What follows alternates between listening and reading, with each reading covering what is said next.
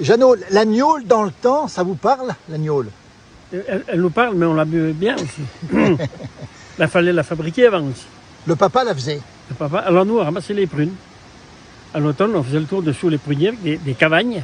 Ah oui. Et après, ils mettaient ça dans des tonneaux. Ils cimentaient le dessus.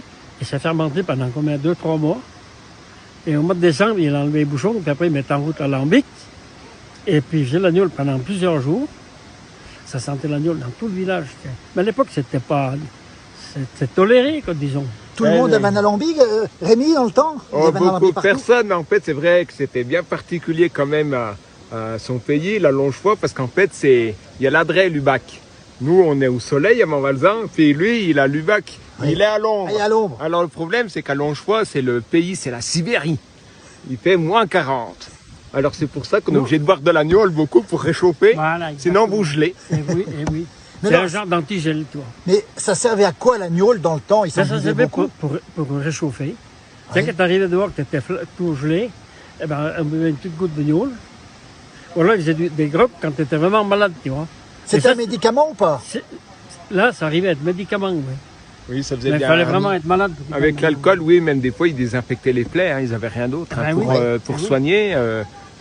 Pour les bêtes aussi. C'était comme ça, même les bêtes. Quand la vache avait fait le veau, qu'elle avait souffert, il faisait boire une goutte de gnôle pour la mettre d'aplomb. Alors nous, comme il faisait plus chaud, on n'avait pas de gnôle, on leur mettait du sucre avec du vin rouge. Aussi, oui. Voilà. Ah oui, pour les bêtes? Oui, quand elles venaient de véler, ça les requinquait un peu. Et la gnôle, alors, ça conserve ou ça conserve pas la gnôle? Ça conserve quand c'est bu avec modération. Ah oui. Et sinon, après, ça détruit. Ça détruit. Déjà, ça détruit la cervelle, c'est pas fait le bonhomme. Et c'est vrai. Ça conserve, vous voyez bien, quand vous mettez les prunes ou des fruits, ben, ça les a conservés. Ben là, ça fait pareil que les bonhommes. Et ça veut dire que dans le temps, c'était un médicament, aujourd'hui, c'est interdit. C'est normal, ça? C'est prohibé parce que, tu sais, les buveurs ce qu'on faisait la gnôle, on ne payait pas l'impôt. Ben non. Ben, c'est pas autre chose.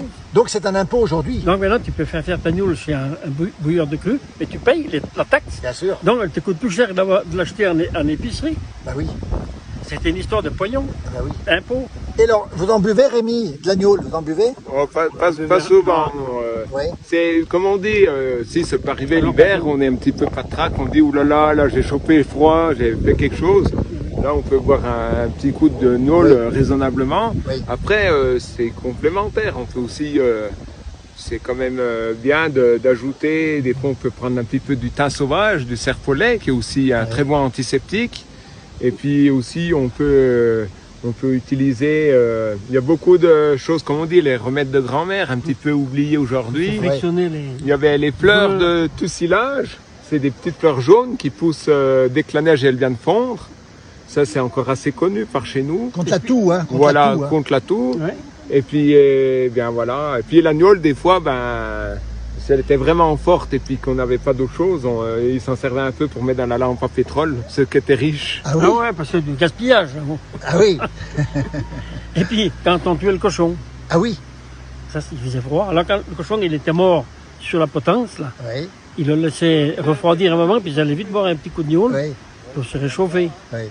Après, on faisait des festins à l'époque. Oui, c'est ça. Et après, il y avait l'agneau, bien sûr. Oui. C'était une tradition, ça. Une tradition. Ouais. Merci pour ce témoignage sur la gnôle. C'est vrai que... Attesté véridique. Voilà. Véridique, oui. C'est vrai que la gnôle, nous, ils faisaient beaucoup de la gnôle. Dans notre pays, il n'y a pas trop de fruitiers, c'est la montagne. Donc on faisait beaucoup de la gnôle avec les meurises.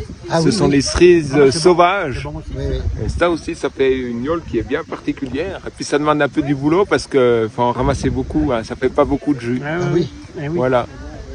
Merci pour ce témoignage. Voilà, merci vous en savez autant que nous. Merci.